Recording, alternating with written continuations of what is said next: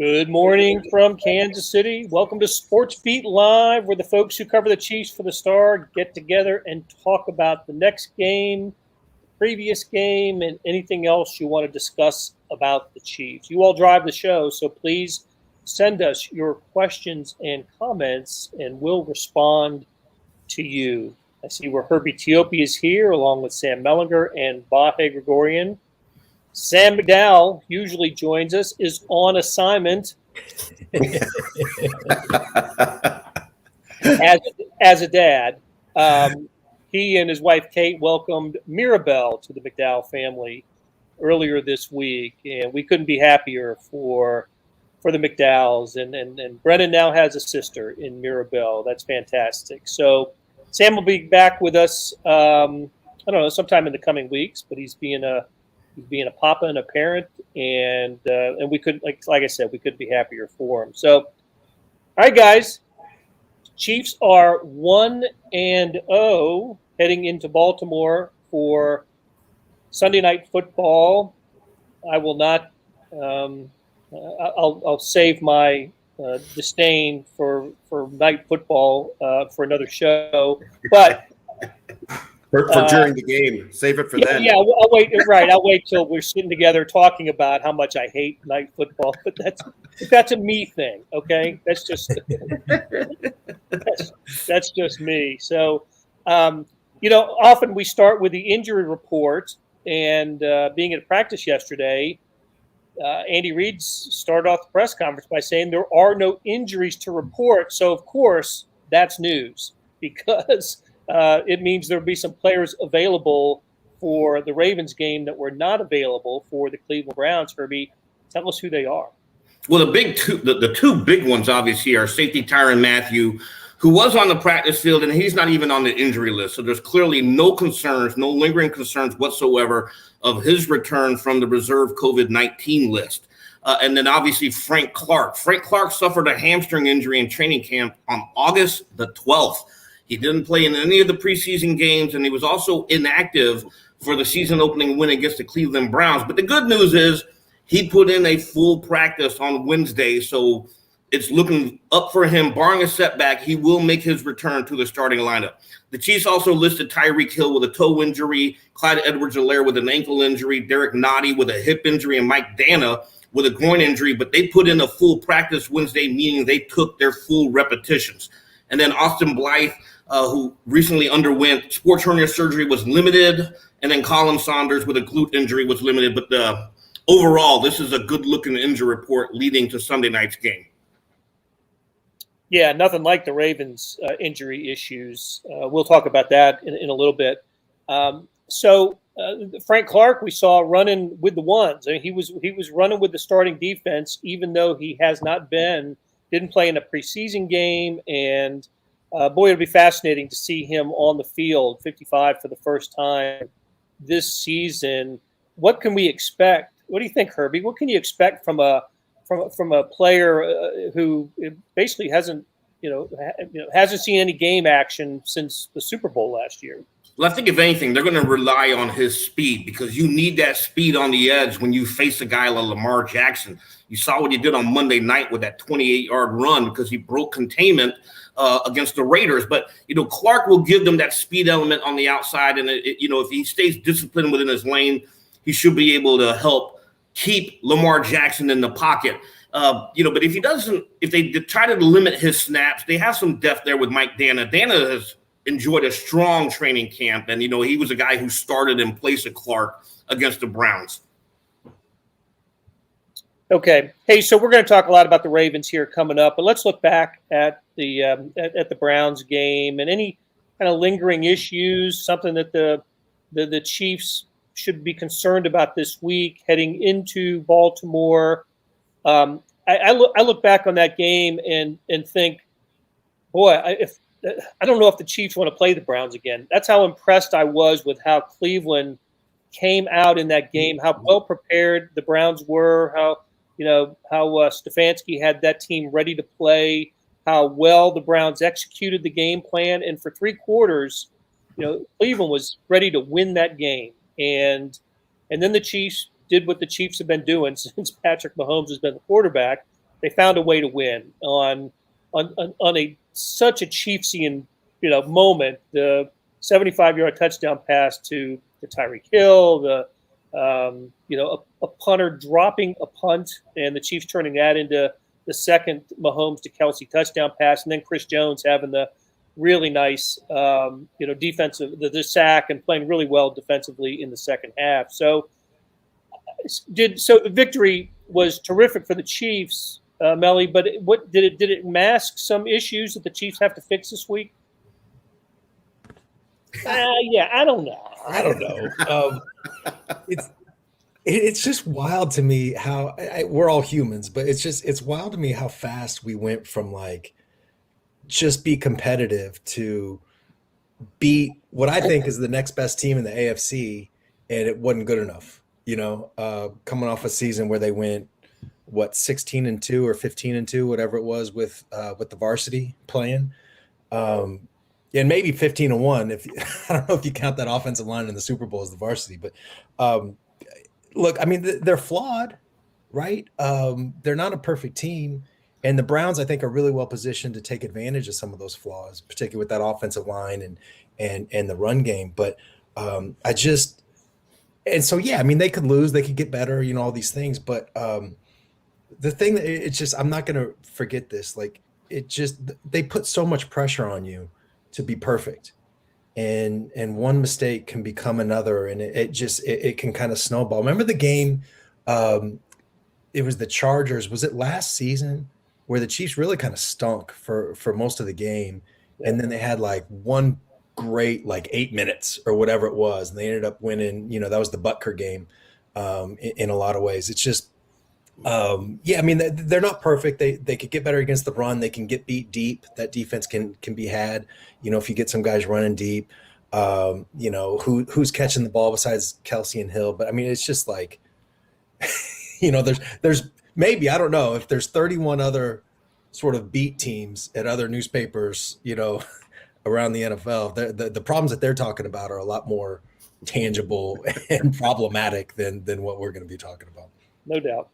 Blair, I just chime in with Sam expressed this better in his column than I will right now, but there is a way that the Chiefs generate some of this fortune, right? I don't know that the punter drops the ball if it in a vacuum. I think it happened because the Chiefs just had the 75-yard touchdown, and the flow of the game was changing, and there was a fluster factor for the Browns that is part of the Chiefs' formula at this point, because they're just going to keep coming and they're never done. So I come out of the game feeling like sort of like, I can't make the look Sam made earlier, but just sort of But it is true that 2 or 3 plays changed the game. I mean, without that drop punt, I don't know if they win. I don't think they win without the 75-yard touchdown pass. Those plays might not have happened.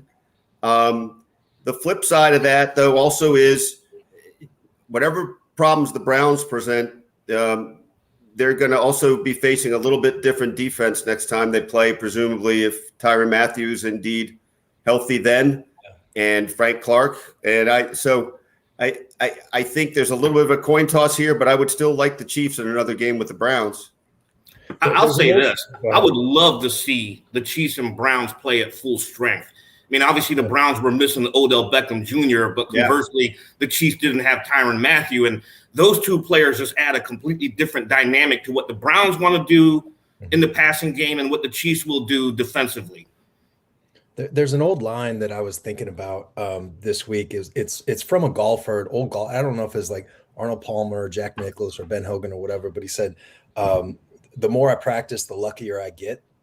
And there's sort of some of that with the Chiefs, like the better, because they used to have a lot of bad breaks, right? Like the Mariota, I don't have to bring up that Titans playoff game. I mean, we know they've had some bad breaks, but it's like now they're really good, and they seem to be getting, the Chubb fumble at the right time, and the punter dropping the pass and or dropping the snap and all that stuff. And that's not a coincidence. They're just and again, they can be beaten if you can hit Mahomes.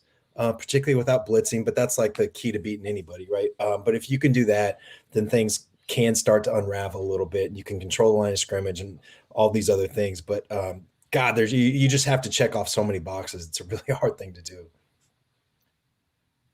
I agree with Herbie. I would like, I think the Browns not having Odell Beckham Jr. made a difference to them. Although I don't know how they could have, been more efficient offensively on those first three possessions. Yeah. I don't know. Every time somebody beats the Chiefs, there's a blueprint now to beat the Chiefs. Right. Whatever. What the Browns did in the first half didn't resemble anything the Bucs did in the Super Bowl because it was just a different type. Those were just different types of games. But I was impressed with the way and a little bit surprised by the Browns having as much success on the ground against this Chiefs defense we thought was going to be improved, especially in the middle, kicking Chris Jones to the outside and having Derek Nottie and Jarrett Reed in the middle is the lead guys in the defensive tackle rotation. I thought that was a little discouraging from last week. And hey, so Mahomes was 20. I think it was 27 of 36, and 22 of those 36 pass attempts went to two players. Sam, you mentioned it just a moment ago. So I think they do need to reduce the targets to Tyreek Hill and find make sure they find a reliable second wide receiver threat. I think they've got plenty of options there. The game plan or the game presented itself in a way that it just didn't unfold that way. So those are the kind of the two things that I look at it. And the other thing was the Orlando Brown Jr. game allowed a career high 5 pressures in that game. So going into Baltimore with another, a blitzing Baltimore team, that's one thing that the Ravens have kind of a common thread through the Ravens' previous games against the Chiefs is they pin their ears back on defense and try to come after Mahomes. Hasn't been terribly successful, right? I mean, given the results of the last 3 years, but now it's a new offensive line for the Chiefs, and I guess I was hoping for a little bit more success from the offensive line, especially when it came to the running game. Chiefs only mustered 73 yards rushing. Mahomes had the only rushing touchdown. The longest run of the day for the Chiefs was 9 yards by Clyde Edwards-Helaire. So I don't know. Maybe if this were a Dallas Cowboys show or some the Patriots show, I wouldn't think about all the sort of the flaws that I saw the first week. I just said, yeah, that was the team that they found a way to win at the end. But I don't know. I look at the Chiefs; they still have some things to remedy going into Baltimore and to and for the rest of the season. So let's. Jason Paddock says the lack of pressure from the defense and made the inexperience of the secondary a glaring issue in the first half last week. Certainly was, without Tyrann Mathieu back there, they had to change some things. And so, Herbie, who stands to lose playing time with Tyrann Mathieu back in the fold? It depends on what the Chiefs decide to do. If they're playing more nickel, or if they go more into a dime package, then I think you're going to see a lot of all three safeties on the field at the same time. You'll see Juan Thornhill, Daniel Sorensen, and Tyrann Mathieu. But if they stick with a lot of base, then it's probably going to be Juan Thornhill whose playing time will drop. Thornhill recorded the second most defensive snaps on Sunday against the Browns, obviously because Mathieu was out, and he's the one who started in place of Mathieu. And then Andy Reid told us yesterday that, he was responsible for making some of the calls back there. And that was the biggest thing you missed without Tyrann Mathieu. And it was so glaring on Sunday. If you can go back and revote the defensive player of the year over the last 2 seasons, you saw what number 32 means to this Chiefs defense, with him not being out there. Terrence Warner-Robinson makes a couple of points we should talk about. Lucas Niang looked better than Orlando Brown, and Clyde Edwards-Helaire left a lot of yards on the field. Again, from our perspective in the press box, we do get to kind of look down on the game. That's why coaches sit in the press box during games, because they can get that different perspective. And it just looked like, Clyde Edwards-Helaire wasn't exactly, finding the running lanes, the opportunities for him. I know, Vahe, you and I were chatting about that up in the press box. And this team really, the whole idea of the Chiefs offense being better, and we thought maybe Mahomes' numbers come down a little bit this year because the running game improves. And look, they scored 33 points against the Browns, played, had nice offensive numbers, but you would like to see a little bit better production in the running game. I thought it was a little surprising to me out of Clyde. I think of him as having really good vision, certainly great ability to cut and make things happen in a hurry. I had, most of the time we've seen him play, always thought of him as a guy who falls 2 or 3 yards past where you think he's going to land. But the one play in particular you're talking about, Blair, was like the wide open left side of the line. And I think we've seen some replays and even still photos of like, oh.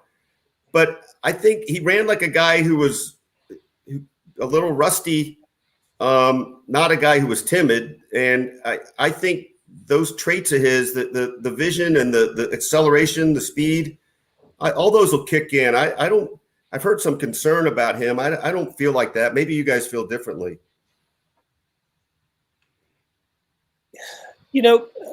Look, the other thing is the Chiefs were playing from behind from the get-go too. So they had 65 offensive snaps and Mahomes had 36 pass attempts.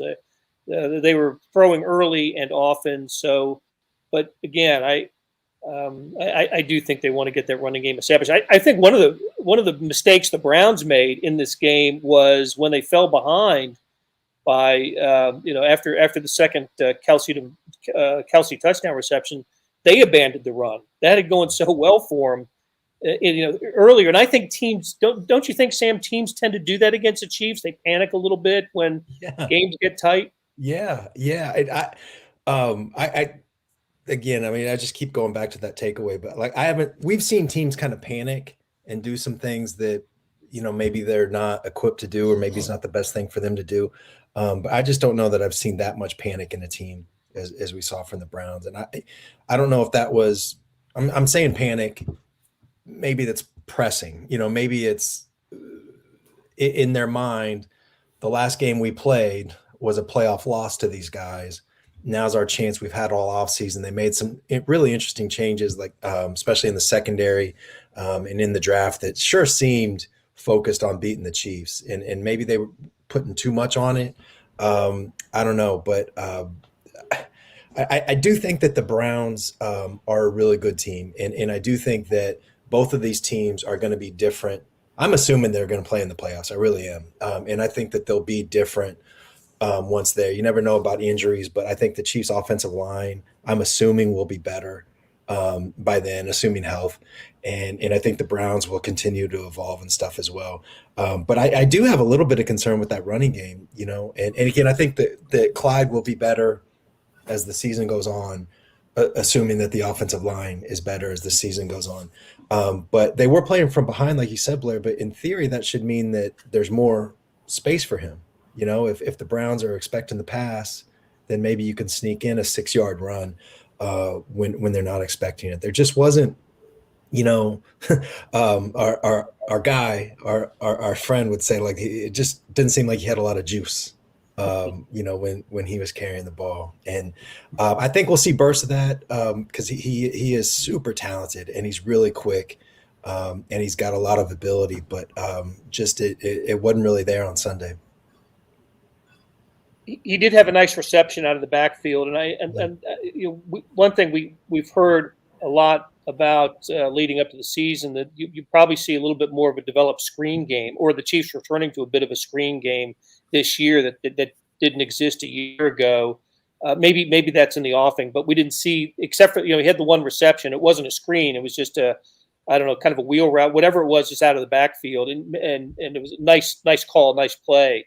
Can I say something else real quick about him in the pass game? Is they've got to be careful there because we heard a lot from the Chiefs about how he was a lot better in pass protection now.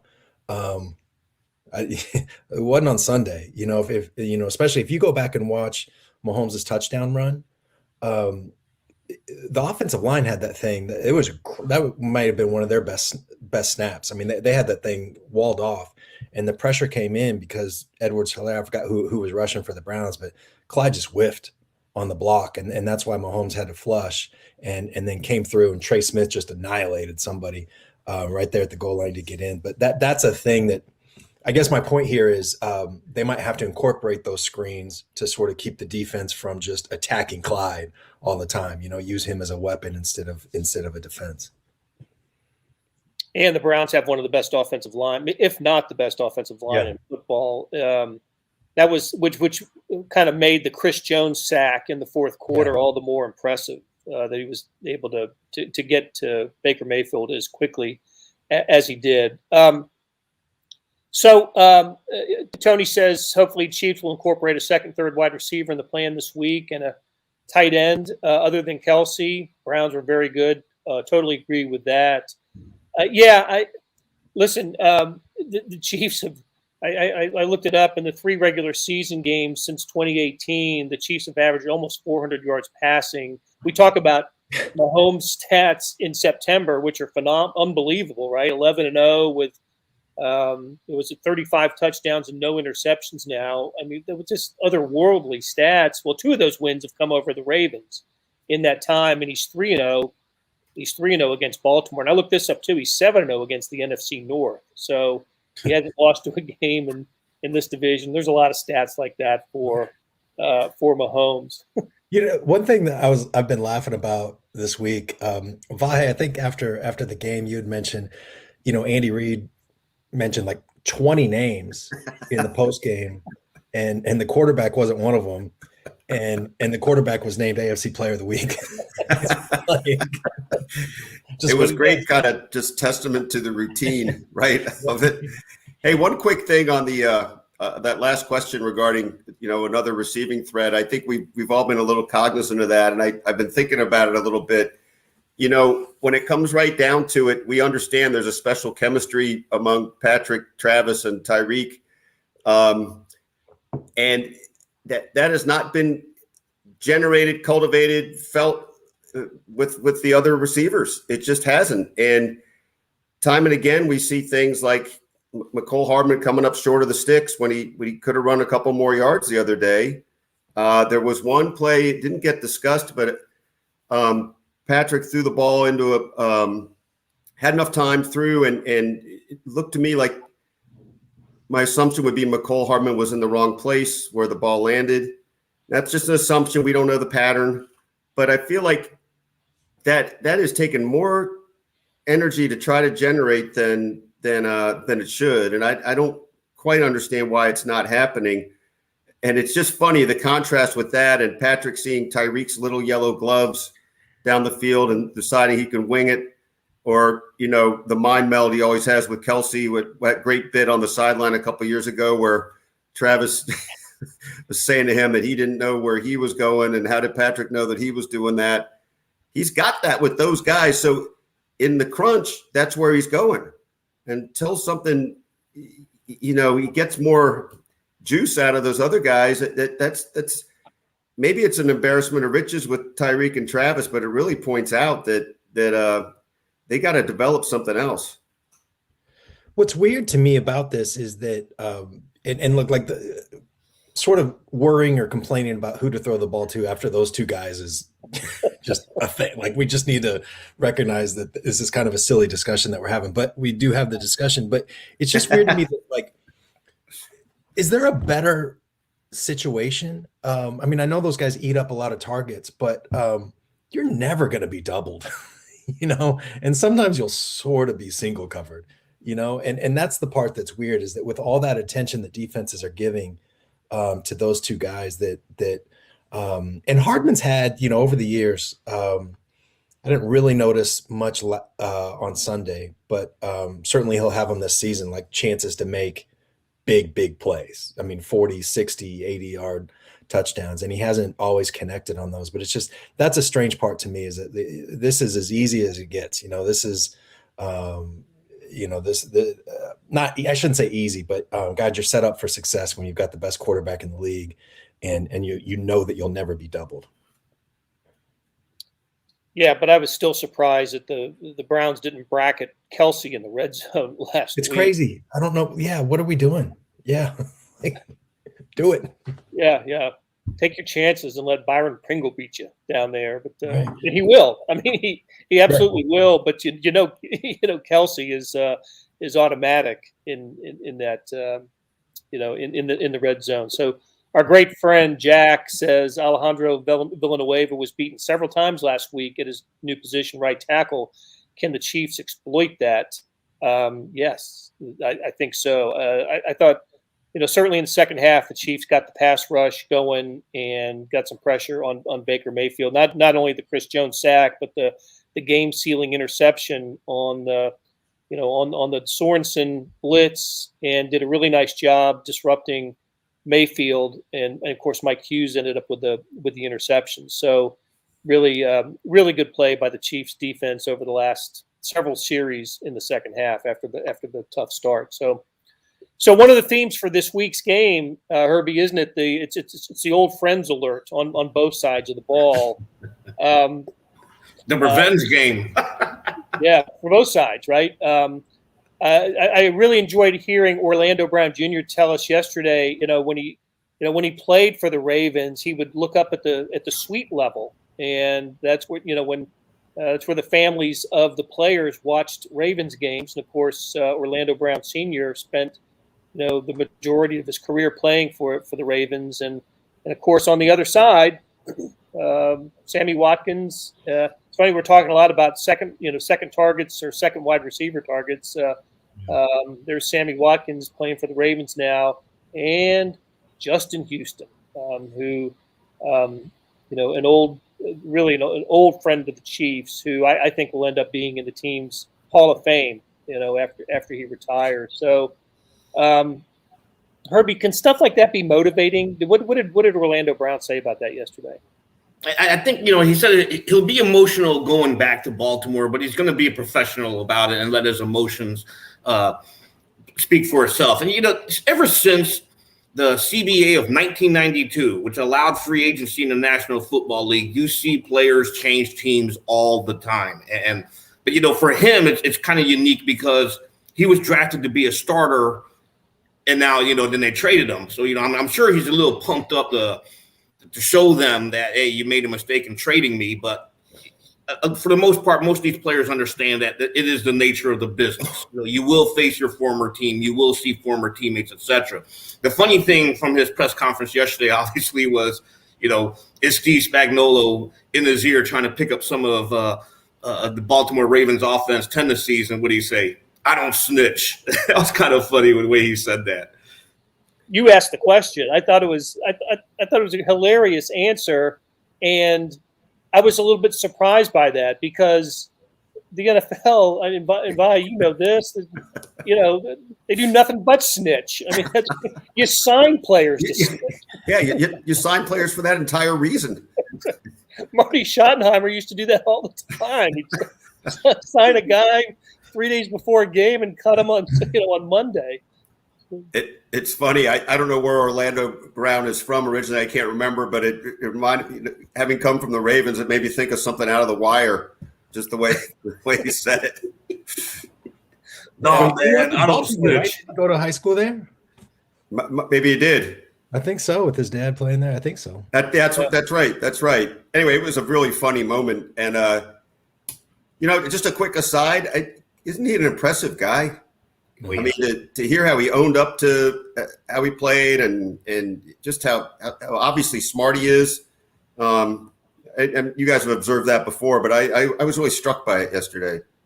He had me on his introductory press conference when because all you hear is that he wanted out of a good organization because he wanted to play left tackle instead of right tackle. And I'm like, I don't know. Is this a diva? Is this a guy that just wants the extra million or whatever, the extra money on a left tackle? But to hear him explain why that's important to him, I'm all in. I mean, if you play with that kind of heart and you're doing it for your dad like that, I'm all in, man. That's an impressive man.